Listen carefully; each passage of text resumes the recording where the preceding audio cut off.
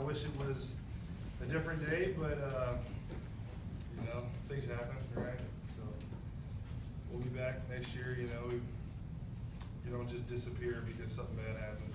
We just got to go back and keep working. Did you feel like this was well, personally for you, what kind of step was this season? You've had good seasons, but it felt like maybe this one was different. Yeah, I feel like Shane really had confidence in me as a player, and they just leaned on me like at times, and that's pretty much what I've wanted my whole career, is just to be that guy that's leaned on and that can carry you through. And I have the support of my teammates and team, and no one does anything by themselves. It's a team game, and I was just fortunate to have great teammates. You just said we'll be back next year. Obviously, you have free agency coming up. That's a statement of intent to be back. Yeah, well, just as of right now until March, whatever. I'm still a Colt. So, but speaking to the contract stuff, I made it this far. So, I've loved my 4 years here, but I wouldn't be doing my due diligence if I didn't explore every option and find the best fit. Do you think I guess you can't anticipate what the Colts will do between now and then. You could get a deal done for it because you are under contract. Would you entertain that, or do you want to kind of see what's out there to do yourself, that due diligence? Yeah, I think we want to get a sense of what's out there before we kind of had an agreement that we were going to wait until the season ended and kind of feel it out, and so there really haven't been any contract negotiations or offers just because we felt like it wasn't the right time. So whenever the right time is, I don't know when the right time is. So I've never done this before. One thing you said about you want to see what's out there before. There's always a franchise tag. Would you be not pleased with the franchise tag? Well, the franchise tag. I don't think anybody would be displeased with $23 million. But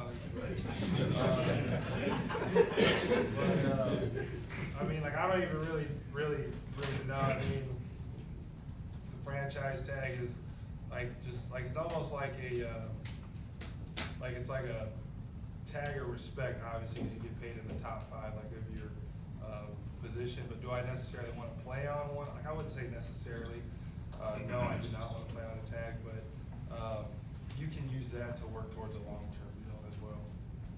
When you decided to wait until free agency, obviously you were kind of betting on how this year would play out. Do you feel like you played your best? Are you happy with how this year went from your perspective? I feel like things can always be better. I missed a couple games, or I missed 1.5 games, whatever it was, with that hit, and came back and was still dealing with some things from that hit. So, but for me personally, it went well. It didn't go perfect. And like I said, it was just the support of my team and my coaches. So just credit to them for helping me be able to play the way I played this year. When you talk about that hit, do you feel like did it kind of delay some things? Just once you got back, you feel like that disrupted some things? Absolutely. The week that I got back, I could barely run. I could barely move my right arm. And just being able to try to push through that and then play, because obviously we're playing for a playoff berth. So kind of just thinking of playoffs in advance. So I was going to play regardless. So just trying to get back. When you enter free agency, what things were you looking at for a team to court you? What stands out to you? How you want to be used? What's priority number one? Is it security? Yeah. How you're going to be used? That's tough because there's so many things. It's that's a loaded question,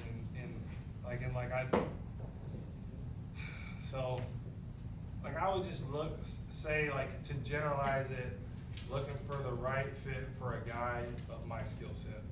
So, have you not been able to show your skill set here? No. I mean, I feel like they've allowed me to show like what I can do. I mean, obviously, there's an aspect like of my game that I feel like I can show people is that like down the field throw. And it's just what type of offense like we worked this year. We ran lots of RPOs and it worked well for us. And when Anthony gets back, I mean, I think our RPO game will probably be the most dangerous in the NFL. So like it's not a bad thing, you know. I mean, 100 catches and whatever yards that I finished with. So RPOs can get it done too. With again, you're gonna see what's out there, but with the idea that AR should be back, and have you seen enough of him and what you guys do together to think, you know, that we could work together pretty well? Absolutely. I mean, AR has been around, even though he's been hurt. He's been in meetings. He's been rehabbing, working hard, and pretty much just showing me his level of commitment, especially being such a like young guy and watching CJ and Bryce play. Like it's, you know, like people don't talk about it, but that's like taxing, like on your like mental.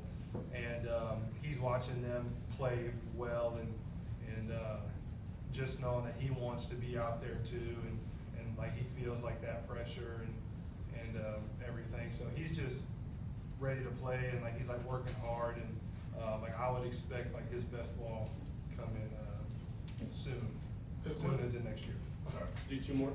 What is the next step? You've grown a lot, right, in 4 years, but what's the next step for you? Where, when you look at your game and what you want to do better and or add?